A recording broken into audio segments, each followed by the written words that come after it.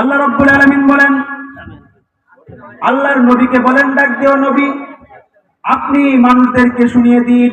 আল্লাহর নবী কি শোনাবেন? মানুষদেরকে ডাক দিয়ে বলেন, ও মানুষেরা শুনে রাখো, আল্লাহ রাব্বুল আলামিন আমাকে নির্দেশ দিয়েছেন তোমাদেরকে শোনাতে। আল্লাহর হাবিব কি শোনাবেন? ওই কোরআন খুলে দেখুন, সূরা আনআমের মধ্যে 151 নম্বর আয়াতের মধ্যে আল্লাহ রাব্বুল আলামিন বলেন, মানুষদেরকে ডেকে ডেকে বলেন, ও দুনিয়ার মানুষ শুনে রাখো, আল্লাহ রাব্বুল আলামিন নির্দেশ করেছেন তোমাদেরকে শোনানোর জন্য। আল্লাহর হাবিব কি শোনাবেন? কি শোনাবেন? সূরা আনআমের মধ্যে আল্লাহ রাব্বুল আলামিন বলেন, কুল তাআলাউ আতলু মা হাররামা রাব্বুকুম আলাইকুম আল্লা তুশরিকু বিহি শাইআন ওয়া বিল ওয়ালিদাইনি ইহসানা।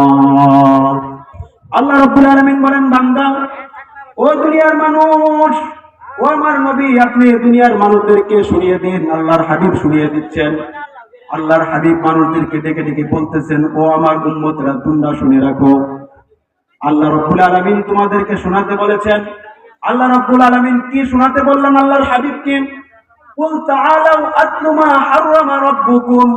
আল্লাহর হাবিব বলেন, ও দুনিয়ার মানুষ, তোমাদের উপর আল্লাহ রাব্বুল আলামিন হারাম করে দিয়েছেন। হারাম করে দিয়েছেন কি? হারাম করে দিয়েছেন, কুল তাআলাউ আতলু মা হাররামা রাব্বুকুম আলাইকুম আল্লা তুশরিকু বিহি।